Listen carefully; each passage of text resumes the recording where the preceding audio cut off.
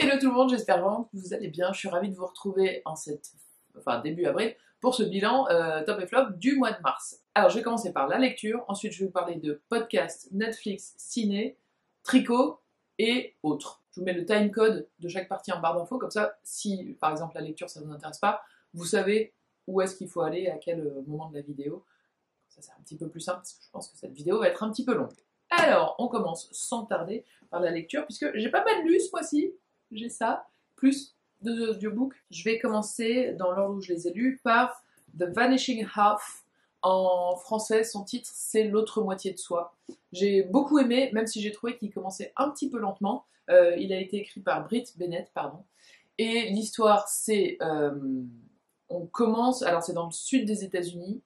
Et le tout début de l'histoire, c'est une jeune femme qui arrive avec une enfant, sa fille, mais on ne le sait pas au début, mais une enfant de 8 ans, dans son village d'enfance dont elle s'était enfuie quand elle avait 16 ans, avec sa sœur jumelle. Et ce village a une particularité, c'est pas vraiment un village, c'est un peu une communauté qui a été faite un peu au fur et à mesure. Elle a été fondée par des personnes noires, mais qui ont la peau très très très claire. Et il y a une espèce de règle tacite que on reste entre personnes noires, mais à la peau très claire. Et ça, c'est assez lourd pour les deux jeunes filles qui, donc à 16 ans, quittent ce village et partent ensemble. Et puis après, on ne sait pas trop pourquoi, comment, leurs chemins vont se séparer. On comprend assez vite, quand même, je vous spoil pas vraiment parce que ça reste quand même dans le début du livre, qu'il y en a une, celle qui revient au village des années plus tard, arrive avec sa fille qui a la peau noire ultra ultra foncée. Beaucoup disent on n'a jamais vu une peau aussi foncée, etc. Et l'autre, en revanche, passe, le terme passe, passing de l'anglais, vit en tant que blanche. En fait, elle a caché ses origines et sa peau est suffisamment claire pour qu'elle passe comme blanche. Donc, elle vit dans une communauté blanche où personne ne sait qu'elle est noire. Voilà, c'est un peu le début. Et il y a un peu des trucs croisés avec elle, avec leur fille, avec le village à la base, avec le passé, leurs parents, etc. etc. C'est un livre très fort. Il y a des passages assez durs, mais je vous dis malgré le début que j'ai trouvé un petit peu lent, après j'ai vraiment bien accroché et j'ai beaucoup aimé. Dans les thèmes abordés, il y a l'histoire familiale, il y a le racisme, il y a le colorisme, il y a le fait d'appartenir, les secrets, on les garde pas. Ouais, il y a plein de choses très intéressantes. Ensuite, j'ai lu Atteindre l'aube de Digli. Et alors, juste esthétiquement, je le trouve déjà trop beau. La couverture est très chouette et ce rose avec du rose foncé, j'aime beaucoup. Digli, j'ai lu son premier roman Ressac le mois dernier ou le mois d'avant, je sais plus. Donc je l'ai découverte par Ressac, qui est beaucoup plus fin, beaucoup plus petit. Et celui-ci, je l'ai trouvé vraiment très joli. C'est Digli part à la recherche d'histoires sur sa grand-tante Georgie au moment, après sa mort, en fait, dans la façon qu'elle a de faire son deuil, il y a le fait de rechercher, de trouver des photos, de comprendre, etc. Cette grand-tante qui était pas la grand-tante traditionnelle, c'est-à-dire qu'elle s'est jamais mariée, elle n'a jamais eu d'enfant, elle était très fantasque, elle était toujours habillée comme si elle allait sur des tapis rouges. J'exagère un peu, mais voilà, il y a un peu le côté personnage ouais, de légende familiale un peu que plein de familles ont. Et donc, Digli part en enquêtrice un peu de tout ça et appelle aussi des gens de sa famille et cherche dans son appartement des choses, etc. Et il y a ça mis en parallèle avec des réflexions sur sa propre vie, sur l'amour, les histoires d'amour qu'on nous vante comme ultra romantiques, qui sont souvent si en gros si tu souffres pas c'est que t'es pas vraiment amoureux, etc. Et tout le cheminement pour se détacher un peu de ces choses qui peuvent être bien sûr toxiques. C'est une langue très douce, c'est très il y a beaucoup de choses sur les textiles, les matières, les odeurs, les petits bibelots et tout. On a l'impression un peu d'être dans un cabinet de curiosité avec plein de petits objets anciens. C'est vraiment une lecture très jolie et que je vous conseille, n'hésitez pas. Digli, son écriture, c'est toujours très doux. Ensuite, j'ai lu Bien trop petit de Manukos, qui est paru chez Lardeur. Lardeur, ils ont une collection où les couvertures, la couleur peut changer un peu, mais c'est toujours un peu ce style de graphisme que je trouve très bien fait d'ailleurs. Et je n'avais pas vu en l'achetant que c'est une paire de fesses qu'on voit là. Donc quand je lisais dans le métro, j'étais là. Bref, L'Ardeur, c'est une collection qui est destinée aux jeunes adultes, mais qui parle de sexualité. Alors ça parle de sexualité, c'est pas comment faire nanana, c'est de la fiction, c'est des histoires, mais il y a de la sexualité dedans, et ça peut faire un peu comme une éducation sexuelle moins trash, on va dire, que par des images trop crues. Et donc, bien trop petit, on suit le narrateur qui s'appelle Grégoire, et qui est très complexé. Une des premières scènes du livre, il est dans les vestiaires de la piscine avec sa classe, et il y a un garçon qui se moque de lui pour la taille de son sexe. Donc il est très complexé parce qu'il a un très petit sexe. Et alors, c'est un peu le centre de l'histoire au début, mais pas du tout par la suite. Ça parle un peu de phobie scolaire, il veut plus trop retourner à l'école. Ça parle aussi de se faire une vie un peu sur les réseaux, parce qu'il décrit un peu de la science-fiction qu'il publie sur un site, et il y a 3-4 personnes à chaque fois qui commentent, qui lui disent ce qu'ils en pensent, etc. Et puis, il va se lier un peu... Alors, c'est pas vraiment de l'amitié, mais c'est un truc comme ça, avec une personne des personnes qui lisent, et il va écrire, il va étendre un peu son écriture à d'autres royaumes que je vous laisse imaginer, qui sont un peu olé olé. J'ai trouvé ça hyper bien. On suit Grégoire, ses questionnements, voilà, son dialogue, ce qu'il publie, les histoires qu'il publie, etc. Moi, j'ai trouvé ça vraiment frais. Il faut savoir que je l'ai acheté un peu pour ça, c'est le fameux livre qui a été interdit à la vente aux mineurs par je sais plus qui au gouvernement. Et voilà, j'avais trouvé ça un petit peu bizarre, parce que si justement on peut parler à quelqu'un et que ça fasse une différence, je pense que c'est justement à des jeunes adultes qui sont pas forcément déjà majeurs. Donc voilà, bonne lecture aussi.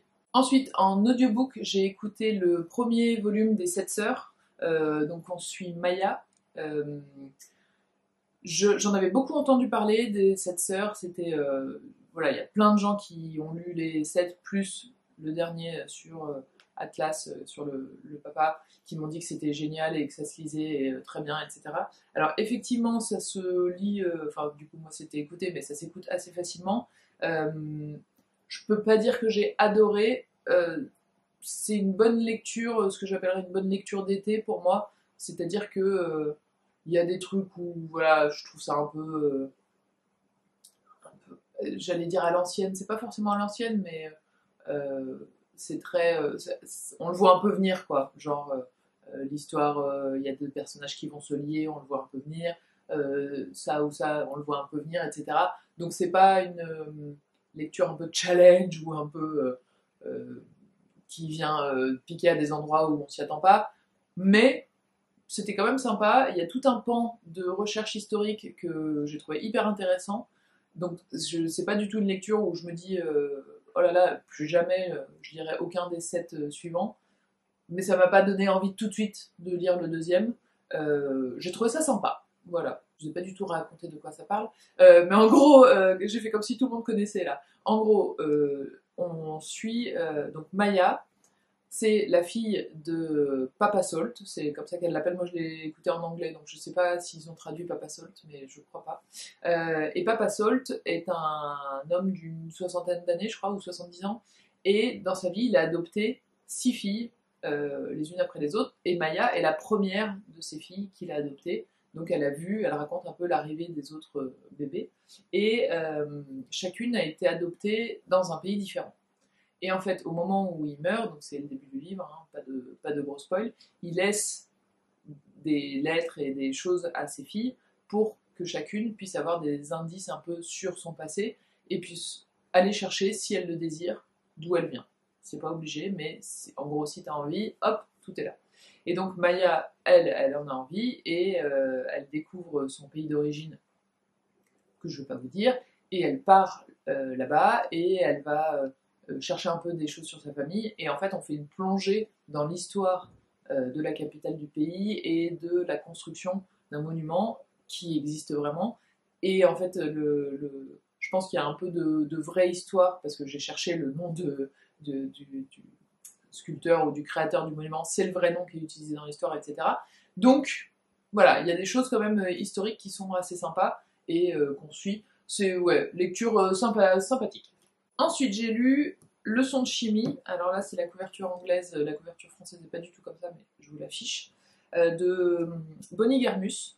Et c'est une lecture que j'ai beaucoup aimée. J'ai animé un club de lecture en anglais que je fais, c'était le premier, et franchement c'était trop bien, donc je vais le refaire. Toujours à la librairie à soi qui est vers Hôtel de Ville, hein, pour les Lyonnais et Lyonnaises.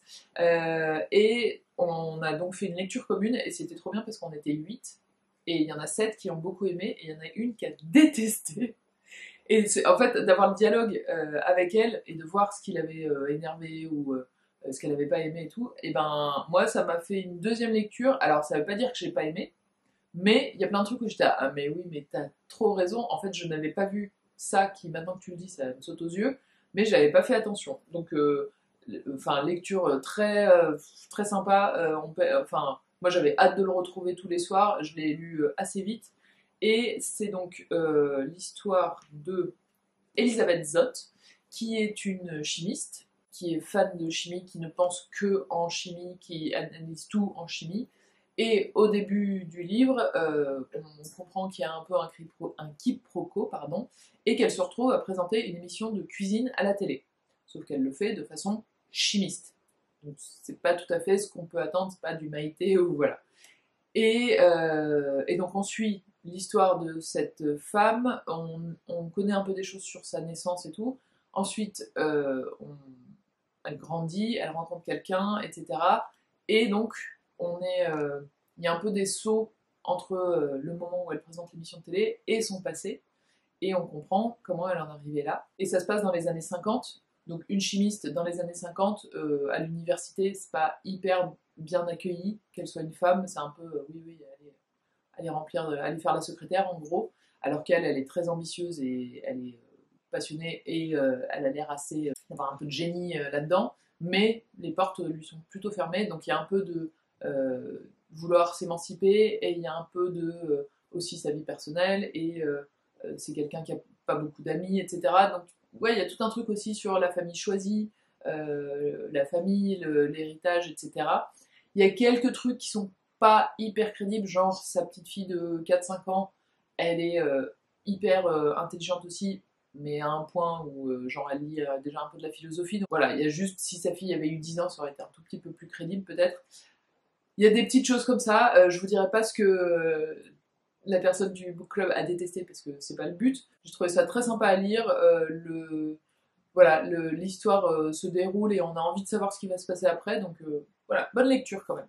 Ensuite, j'ai écouté en audiobook Educated. Je crois qu'en français il s'appelle Une éducation. Et c'est un livre de, est-ce que j'ai noté l'autrice Oui, Tara Westover.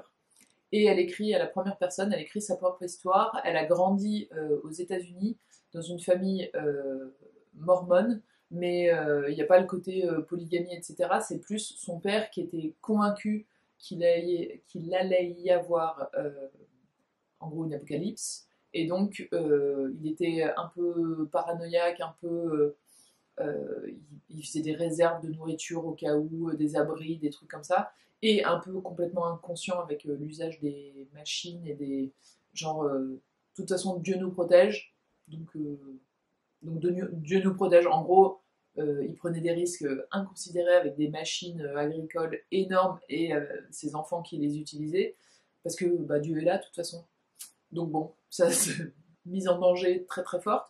Et donc il y a elle, le fait de grandir là-dedans, comment, qu'est-ce qu'elle entend, qu'est-ce qu'elle voit, qu'est-ce qu'elle se dit. Et puis, elle n'est jamais allée à l'école, c'était école à la maison, mais visiblement c'était pas très très strict, ni très très appliqué beaucoup. Elle a quand même réussi à avoir un équivalent de bac pour pouvoir aller à l'université, et elle a eu une bourse, etc. Et en fait, en partant à l'université, en étudiant, en découvrant le monde, tout simplement, par exemple les cours d'histoire, les autres pays, comment ça fonctionne, etc.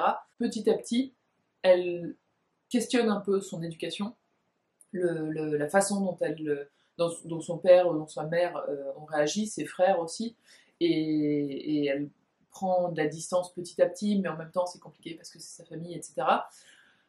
J'ai trouvé ça intéressant. Après, c'était pas C'était un peu long à démarrer aussi. On se demande un peu quand est-ce qu'elle va ouvrir les yeux, et en même temps, c'est parce qu'elle met longtemps à ouvrir les yeux qu'on comprend un peu l'emprise et tout ça. Donc voilà, c'était intéressant, pas à lire absolument, mais si ce genre d'histoire vous intéresse, je trouve ça pas mal. Ensuite, j'ai lu. Ah tiens, je l'ai pas noté celui-là. J'ai lu Sans patriarcat de Mathilde Morigan. Alors, en fait, les attentes que j'en avais sont pas tout à fait ce qu'il y a dedans. Moi, je m'attendais, le sous-titre c'est À quoi ressemblerait notre monde du coup sans patriarcat. Je m'attendais à quoi ressemblerait notre monde, genre peut-être une description ou une imagination ou une projection de l'école, ça pourrait être ceci, cela, la justice, ça pourrait être ceci, cela, les relations amoureuses, les relations amicales, les relations familiales, ça pourrait être ceci, cela, etc. Donc je m'attendais à un portrait un peu de la société sans patriarcat. Or, c'est plutôt un portrait de la société avec patriarcat, et le titre des parties, c'est par exemple sans patriarcat, les femmes ne seraient pas éduquées à être au service de la maison et de leur mari.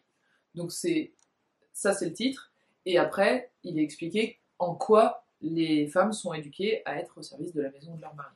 Il n'y a pas que les tâches ménagères, hein, il y a sans patriarcat, nous n'aurions pas grandi en pensant être le sexe faible et fragile, etc. Il y a une partie sur la violence, sur la sexualité, sur l'économie, sur le sport, il y a plein de choses. Alors j'ai trouvé ça quand même hyper intéressant, j'ai surligné plein de passages, et en fait je me suis dit que ça pouvait être presque un bon premier livre à lire si on ne sait pas par où commencer avec le féminisme. Il y a plein de choses différentes, et souvent à la fin du chapitre il y a un exemple dans une série, ou un exemple, un focus sur une partie. Je ne l'ai pas développé plus, mais machin machine, allez voir son livre, etc. Et tout à la fin, il y a aussi une liste de ressources, ce qu'elle appelle une boîte à outils, et il y a des choses à lire si vous intéressez, si vous voulez aller un peu plus loin dans. Il y a racisme, capitalisme, transidentité, validisme, grossophobie, la condition des femmes, le sport, la masculinité, la sexualité, les standards de beauté, child free, avortement, les règles, hop, violence sexuelle, misandrie, violence conjugale et excision. Donc c'est quand même assez complet. Je m'attendais pas à ça comme forme, mais je l'ai trouvé vraiment bien, et c'est marrant, j'en avais pas beaucoup entendu parler. Il est sorti il y a 2 ans, je crois, et là elle en sort un deuxième, dont j'ai oublié le titre, mais c'est parce que j'ai entendu parler du deuxième que je me suis intéressée à ce qu'elle avait écrit. Et elle a un compte Instagram d'ailleurs qui s'appelle Without Patriarchy, et c'est aussi par là que j'ai découvert son travail. Ensuite, je vais vous parler. Alors, les deux derniers, je vous en ai parlé sur Instagram hier. J'ai un coup de cœur et un où j'ai pas du tout connecté. Je vais vous parler du coup de cœur en premier. C'est On ne naît pas mec de Daisy Le Tourneur. Et celui-ci, j'ai trouvé ça génial. Pareil, j'ai surligné tellement de passages. Au début, j'étais là, ah non, je vais pas souligner. Puis au bout de 10 pages, j'étais là, bon, il y a plein de trucs que je veux retenir, je vais le garder, donc je peux y aller. Donc j'ai écrit dessus. Ça parle de la masculinité, de c'est quoi être un homme. Je vais vous lire un peu le sommaire pour que vous voyez, mais première partie, du coup, c'est la nature masculine. C'est quoi un vrai mec? C'est quoi un faux mec? Comment reconnaître un homme si vous en croisez un dans la rue? Est-ce que c'est la faute à Darwin? Deuxième partie, ce qu'on dit des hommes. Pourquoi les hommes sont-ils immatures? Le cœur des hommes, les nouveaux pères. Troisième partie, les hommes entre eux. Pourquoi les mecs préfèrent les mecs? Est-ce que ça fait péder? Désolé. Les hommes, c'est les héros. Et qui sont les hommes antiféministes? Et quatrième partie, avec les femmes, séduire ou harceler. Les hommes sont actifs, les femmes sont passives. Qui est responsable de la violence des hommes? Et les hommes déconstruits sont-ils l'avenir du féminisme? Et vraiment, il y a 12 000 idées hyper intéressantes de choses. Voilà, moi j'ai déjà lu un petit peu là-dessus, mais c'était à la fois très très clair, à la fois sourcé. Pareil, à la fin de chaque chapitre, il y a un petit pour aller plus loin, ou ce que je vous conseille de lire si le sujet vous intéresse. Et en termes de punchline, alors il y a beaucoup de passages drôles, vraiment, où j'ai rigolé.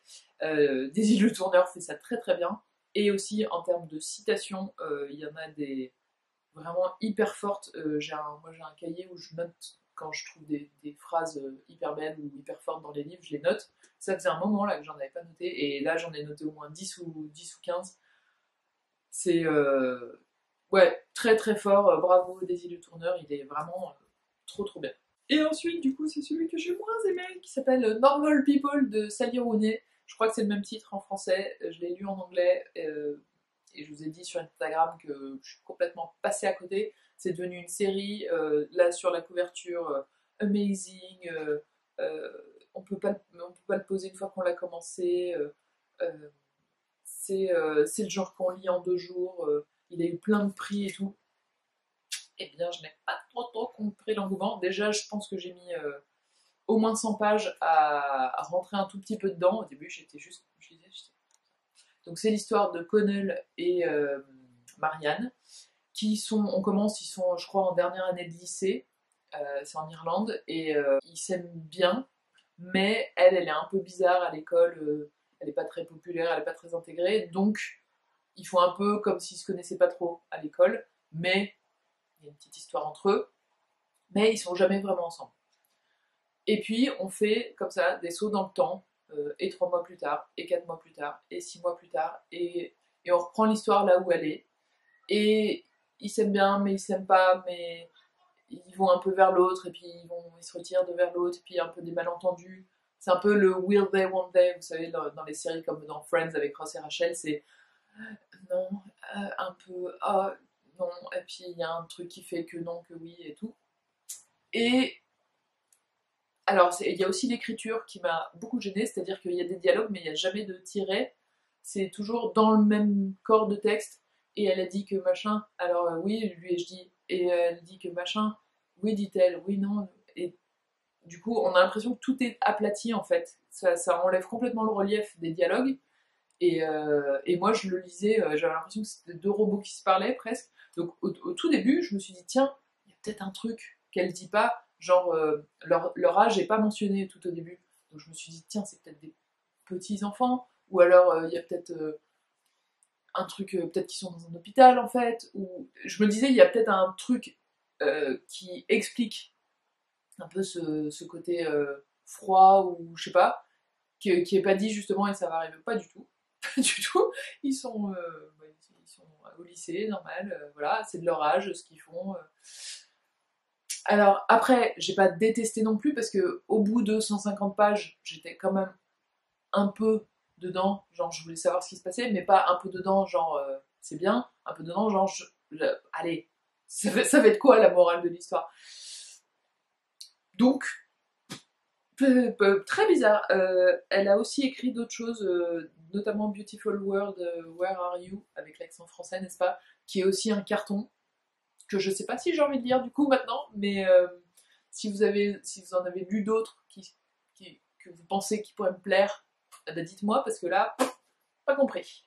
C'est rare. Et j'ai quand même fini, parce que bon, il est pas très très long, mais c'était très étrange. Ensuite, j'ai lu, alors je l'ai pas encore tout à fait fini, ouais, mon marque-page est aux 3/4. Céline Millet, Le pouvoir du minimalisme, aller à l'essentiel pour aiguiser votre attention et vivre intensément. C'est Céline, que je remercie, qui m'a contactée pour savoir si ça m'intéresserait de le recevoir.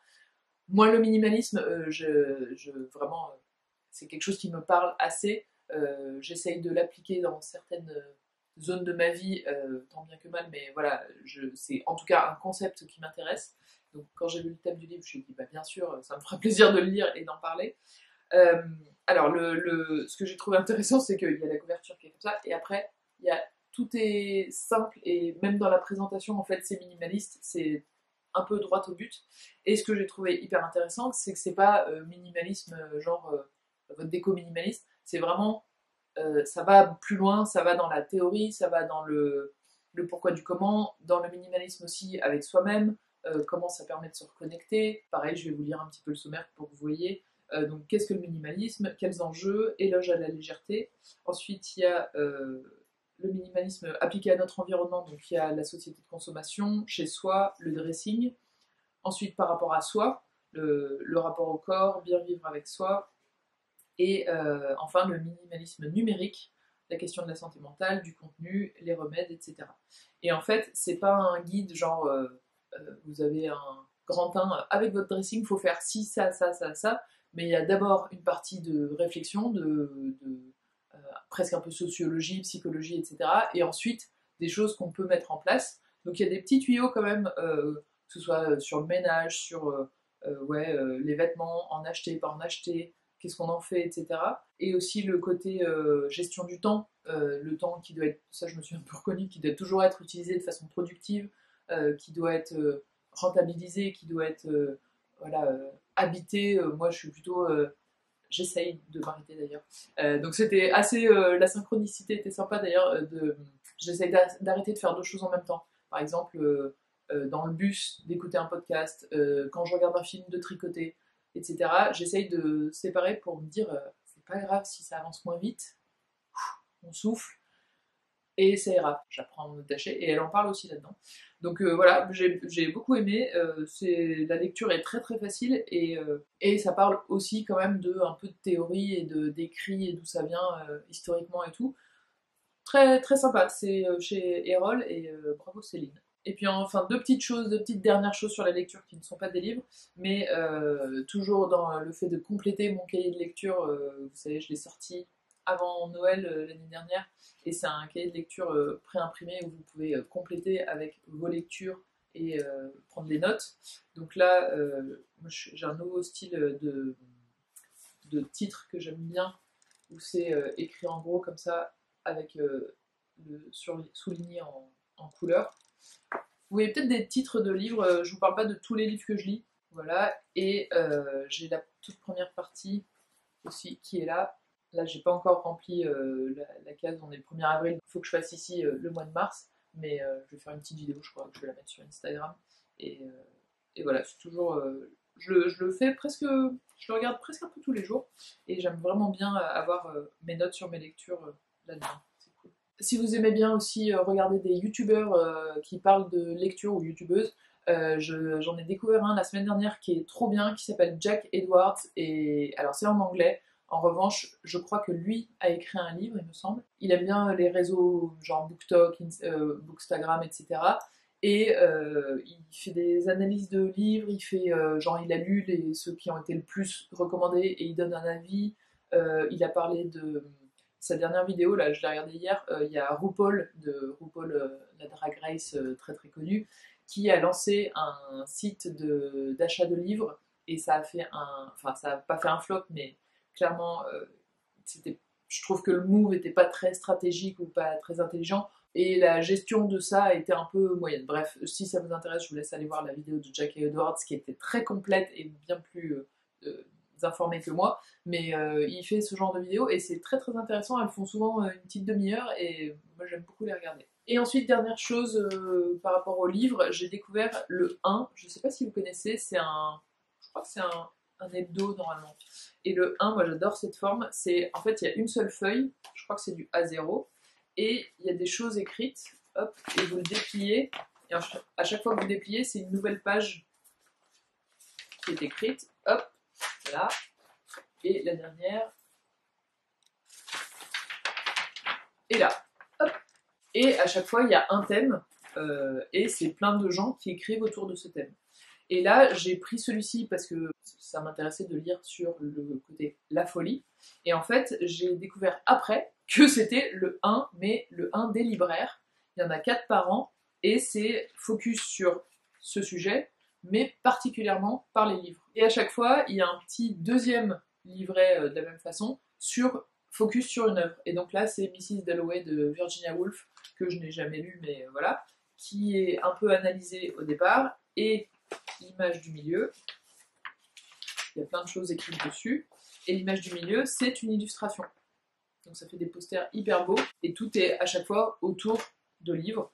Je trouve ça génial, je me suis abonnée évidemment, et ça coûte 5,90 €. Donc 4 fois par an, il y a ce truc-là, spécial livre, mais je vous dis, il y a l'autre, le 1, l'hebdo, qui sort toutes les semaines, qu'on peut acheter en bureau de tabac, donc vous pouvez vous abonner, mais vraiment, j'aime beaucoup ce contenu.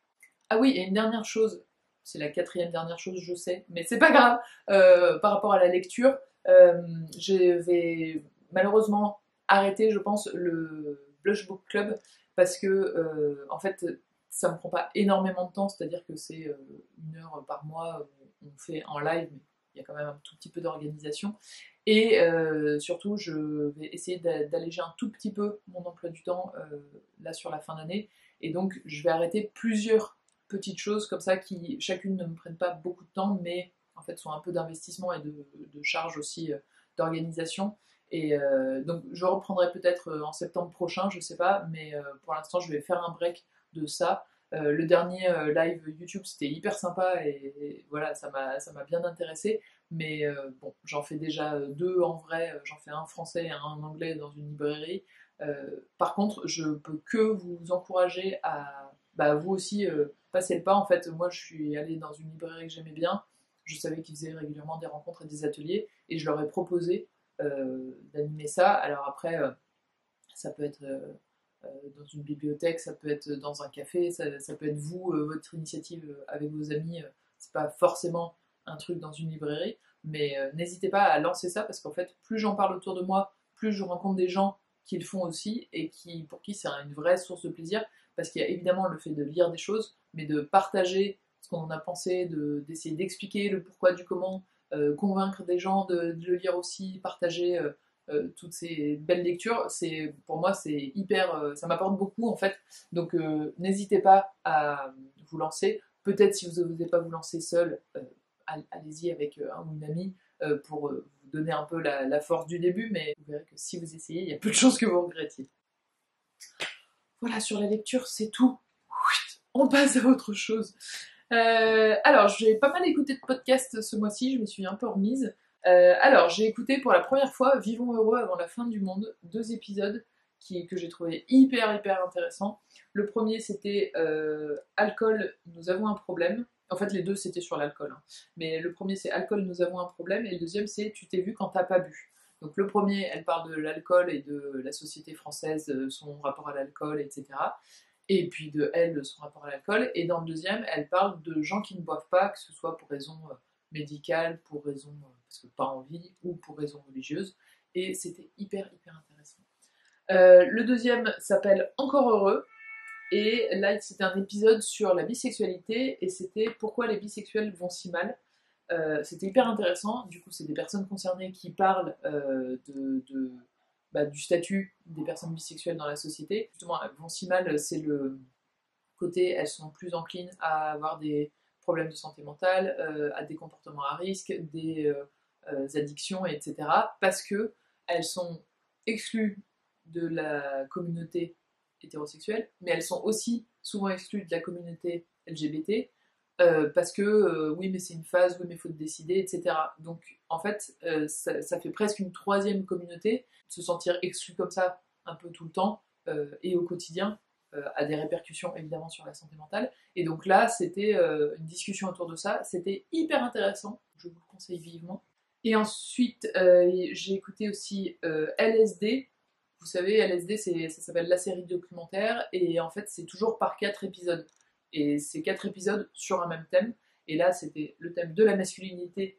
Et je pense, alors attendez, dans quel ordre c'est? Je crois que c'est en écoutant LSD, où il y a Daisy Le Tourneur qui est beaucoup interrogé, que j'ai voulu lire On ne naît pas mec. J'ai écouté LSD, le premier épisode, ça s'appelle. Enfin, la série s'appelle Être un bon homme. Un bonhomme, mais coupé en deux. Et donc il y a 4 épisodes différents sur 4 choses différentes, je ne sais plus ce que c'est exactement. C'était hyper intéressant et très complémentaire avec le livre de Daisy Le Tourneur. Et le dernier, c'était Passage. Alors dans ma tête, Passage, c'était 2 récits qui se croisent de la même histoire, 2 personnes qui racontent la même histoire, mais du coup chacune de leur point de vue. Et là, il n'y a qu'un point de vue. Et l'épisode s'appelle Vous iriez trop bien ensemble. C'est une histoire qui est un peu triste, mais en fait c'est pas triste, on pleure, mais on se dit quel gâchis. Je veux pas vous dire, parce que l'écouter c'est aussi un peu sympa, mais en gros c'est une fille qui va à un mariage, qui croise des gens et tout, qui fait connaissance de personnes, et elle a une des invitées du mariage qui lui dit oh, mais attends, mais te connaissant, voilà, maintenant t'irais trop bien avec un tel. Et donc elle les met en relation, et ils s'échangent des messages, et ils commencent un peu une relation qui a l'air assez forte quand même. Mais en même temps, à chaque fois qu'ils doivent se voir, le mec se défile ou a des excuses ou pas des. Enfin voilà, ça a l'air un peu bizarre. Et donc la fille raconte cette histoire qui lui est arrivée. Et c'est... Bah ouais, enfin, c'est un peu différent de ce que j'écoute d'habitude, mais c'était c'était une histoire assez forte. Ensuite, on va passer à Netflix. Alors, j'ai regardé, vous savez, quand il y a des conseils de «Ah, vous devriez regarder ce documentaire», etc. sur Instagram, moi je fais des captures d'écran. Et là, je me suis rendu compte, j'ai fait du tri dans mes photos l'autre fois, et j'étais là, oh là, il y a 12 000 captures d'écran, bon, il faut faire quelque chose. À un moment, c'est bien de les prendre en capture, mais si tu les regardes pas, il faut les effacer. Donc j'en ai effacé quelques-uns en me disant, bon, manifestement, 6 mois plus tard, je l'ai toujours pas fait, donc je ne les regarderai pas. Mais quelques-uns, les plus anciens, j'étais là, allez, vas-y, regarde juste pour pouvoir effacer cette photo. Et donc, le premier que j'ai regardé, c'est The Web of Make Believe. J'avais vu un truc notamment sur, n'hésitez pas à aller voir le troisième épisode, etc. C'est très intéressant. Je me suis dit que j'allais commencer quand même dès le début. Et donc, c'est vraiment sur Internet et un peu les manipulations qu'il peut y avoir. J'avoue, je pense que je vais pas continuer parce que ça laisse un goût un peu de... c'est pas très... J'ai plutôt trouvé ça bizarre et très effrayant en fait. Donc pas forcément quelque chose que j'avais envie d'emmener dans mon quotidien. Ensuite, j'ai écrit, pas du tout. Ensuite, j'ai regardé Anna Gatsby. Elle a fait un spectacle qui s'appelle The Gender Agenda. Et en fait, donc Anna Gatsby, c'est une humoriste australienne qui a écrit notamment le spectacle Nanette, qui est pour moi le spectacle de stand-up le plus fort, je pense que j'ai jamais vu. Donc j'aime beaucoup. J'ai vu d'autres de ces spectacles qui sont pour moi un peu en dessous, mais c'est parce que c'est pas du tout la même forme que Nanette, et Nanette est vraiment très particulier. Et là, elle a fait un spectacle où en fait c'est un plateau d'humoristes et de comédiens et comédiennes queer. Et donc c'est elle qui présente, parce qu'elle profite de sa notoriété pour faire connaître d'autres gens. Il y a une petite dizaine, je crois, ils doivent être 7 ou 8 humoristes queer qui viennent. C'est inégal, moi ils m'ont pas tous fait rire, mais il y en a qui m'ont fait rire et que j'ai trouvé frais. Et puis juste ce format en fait où le genre est un peu, par la simple présence des gens, est un peu bousculé. Moi je trouve ça intéressant et sympa. C'est en anglais. Et le dernier c'est Living with Yourself, c'est une série avec Paul Rudd. Et Paul Rudd, moi que j'ai regardé quand on était plus jeune, il faisait pas mal de séries de comédies romantiques. Et c'est vrai que je l'ai pas en tête à chaque fois, mais il joue dans Ant-Man, donc si, en fait, moi j'ai vraiment l'impression que sa carrière était un peu au ralenti, mais pas du tout. C'est qu'il fait des films de super-héros maintenant, donc je pense que ça va très bien pour lui. Mais là, il joue dans cette série où bah, il est. Qu'est-ce que je peux vous dire sans trop spoiler? Ouais, je pense que c'est un peu le pitch du truc, mais en gros, il vit un peu avec son clone. Et mais son clone qui est une version plus sympa, de bonne humeur et organisée que lui, on va dire. Et voilà, il y a un peu un quiproquo qui fait qu'il n'aurait pas dû vivre avec lui, mais il le voit quand même et tout ça. Et donc on le suit. C'est pas... Je sais pas trop quoi en penser. Pour l'instant, j'ai vu peut-être 3 4 épisodes et il y a des trucs que j'aime bien, qui m'amusent, mais en même temps, je vois pas trop où ça va. Donc voilà, je pense que je vais continuer, mais c'est un peu point d'interrogation. Pour l'instant, ça va. On va dire comme ça. Ensuite, je suis allée au ciné une seule fois et j'ai vu Il reste encore demain, qui est un film italien très particulier. C'est en noir et blanc, c'est sur les années, je dirais 40-50. Faudrait que je regarde, que je vérifie.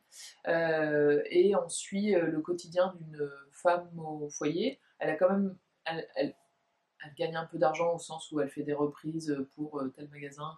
Elle, elle vend des affaires. Enfin bon, voilà, elle gagne un peu d'argent, mais quand même elle est femme au foyer, avec un mari violent et une fille qui est sur le point de se fiancer peut-être. Et, euh, et c'est un peu le quotidien de cette femme et comment elle arrive à avoir un petit peu de liberté au milieu de tout ça. Et c'est aussi intéressant sur la forme parce qu'il y a des scènes, par exemple, de violence où c'est pas filmé, en fait c'est chorégraphié. Ils se mettent à danser, tout à coup il y a une musique un peu anachronique. Et voilà, la forme cinématographique est très originale. Et c'est un film que j'ai plutôt aimé. Après, c'est quand même très particulier comme histoire. mais ça a été, visiblement, il disait sur l'affiche, le carton du cinéma italien de l'année dernière. Donc ça m'intéressait de voir ça parce que je vois pas souvent des films italiens. Donc voilà, c'est très très très original. Ensuite, je voulais vous parler de un peu papeterie, mise en page, etc. Déjà, je vous avais partagé un peu cette page que j'avais faite dans mon cahier avec des stylos Stabilo que j'ai reçus qui sont trop bien. Et je vais vous partager, je vais vous faire une vidéo, je pense, sur comment dessiner des titres sympas, en gros, comment je fais. Et une autre avec un projet que j'ai commencé hier un petit peu à l'aquarelle, mais je pense qu'avec des stabilos, ça peut être trop cool aussi. Et ce sera, je vous dis pas ce que c'est, mais c'est un petit projet DIY sympa, atelier un peu, qu'on peut faire peut-être avec des enfants, qui peut faire un cadeau chouette, etc. Donc j'aime bien l'idée. Et lié à ça, je voudrais vous parler d'une règle que j'ai reçue. C'est son inventeur qui m'a écrit pour me proposer de la recevoir et de l'essayer. Et vraiment, quand il y a des bonnes idées comme ça qui sont inventées, qui facilitent la vie, je dis bravo. Donc, bah, très bien, sur mon pull noir, vous la voyez bien. C'est une règle qui s'appelle Ruler Shutters. Voilà. Shutter, c'est des volets. Là, c'est les volets du bord de la règle, vous voyez, hop, qui se cachent ou qui se montrent. C'est du plastique un peu mou. Alors si vous les rentrez tous les deux, hop, ça vous fait une règle normale. Mais si vous les sortez, pivote, et en fait, vous allez voir qu'il y a des tout petits trous dans le volet. Et donc quand on trace un trait, automatiquement, ça vous fait une ligne à pointillés. Ça, à la base, ça a été créé, donc merci Florent, hein, qui en est l'inventeur, pour le dessin technique, quand vous tracez un objet, etc., pour faire des lignes pointillées, bah, c'est quand même beaucoup plus simple que de tracer des points, c'est beaucoup plus régulier aussi, et c'est beaucoup plus rapide. Mais l'application peut être multiple. Moi, en bullet journal, autant vous dire que ça me plaît beaucoup. Ça peut être aussi pour les patrons de couture, ça peut être, en fait, chacun en fait son utilisation.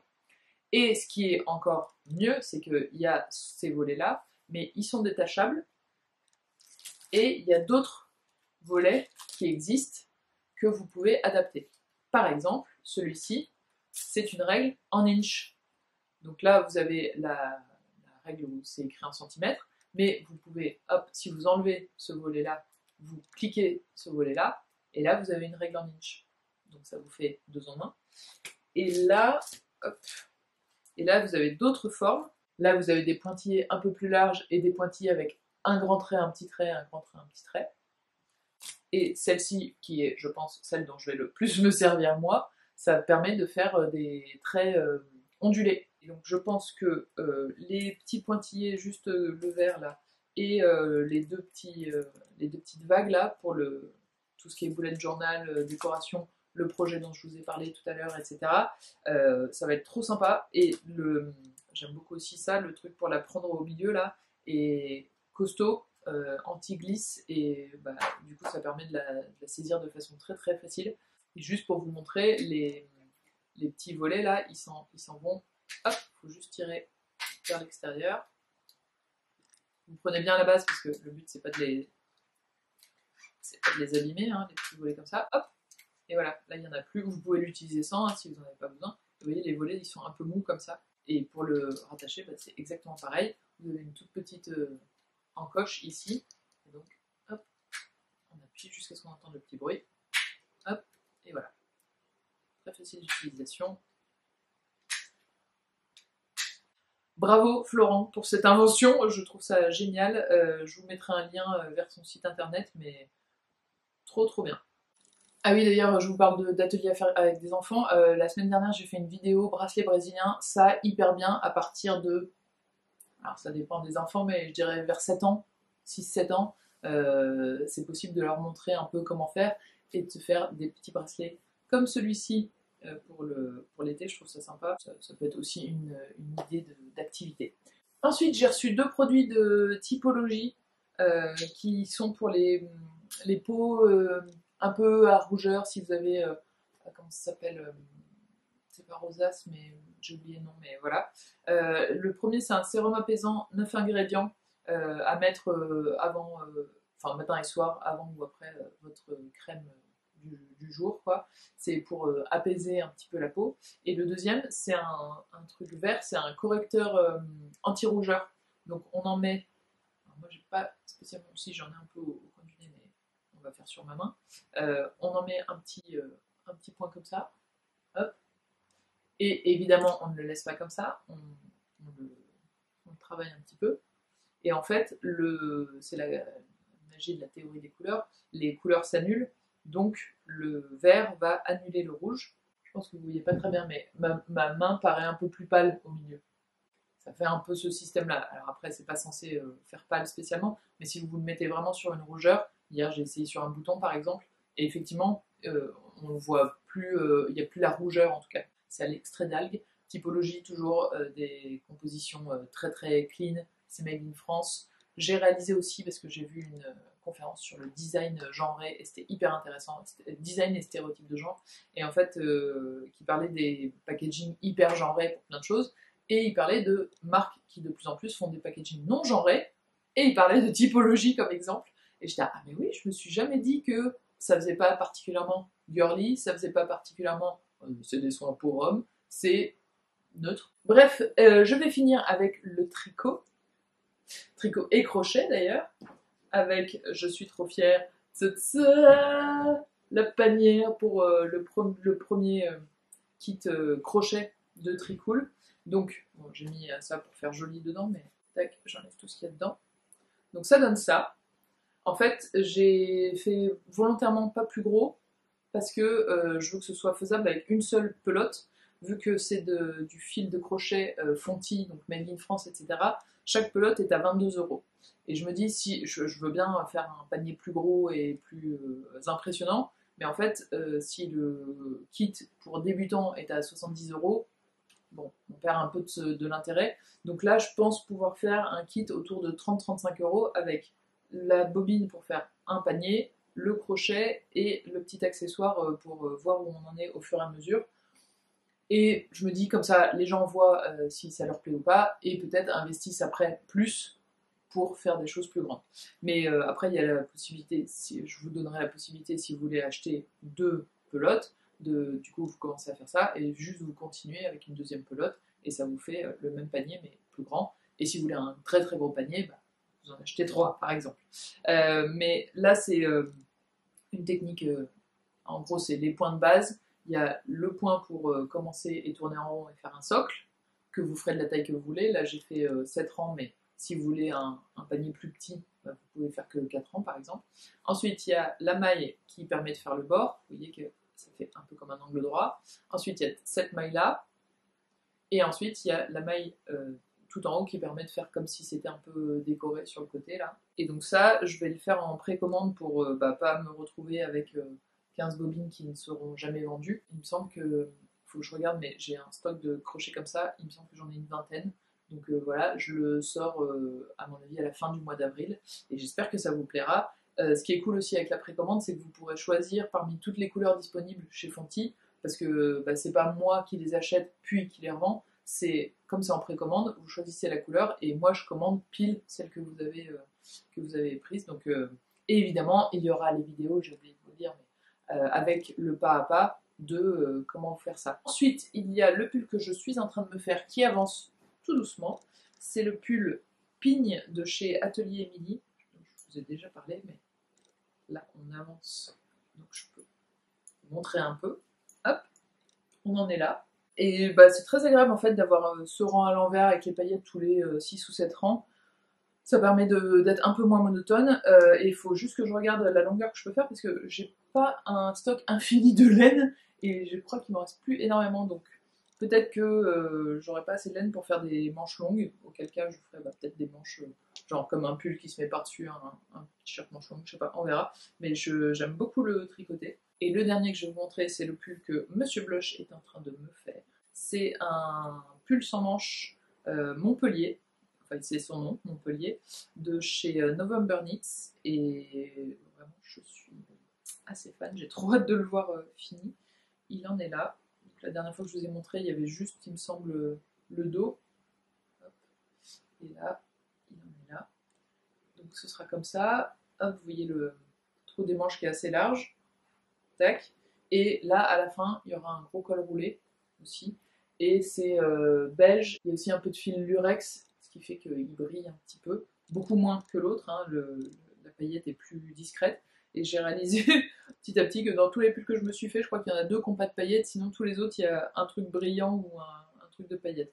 Oui, j'aime quand ça brille, et en plus, là, c'est hyper discret, donc c'est encore plus beau parce que c'est un peu suggéré, et c'est très chouette. Donc voilà, est-ce que, je sais pas si pour les deux, si on aura fini le mois prochain, je pense pas, mais je vous montrerai l'évolution au fur et à mesure. Et voilà, c'est tout, entre guillemets, pour ce mois-ci. J'espère que ça a pu vous intéresser.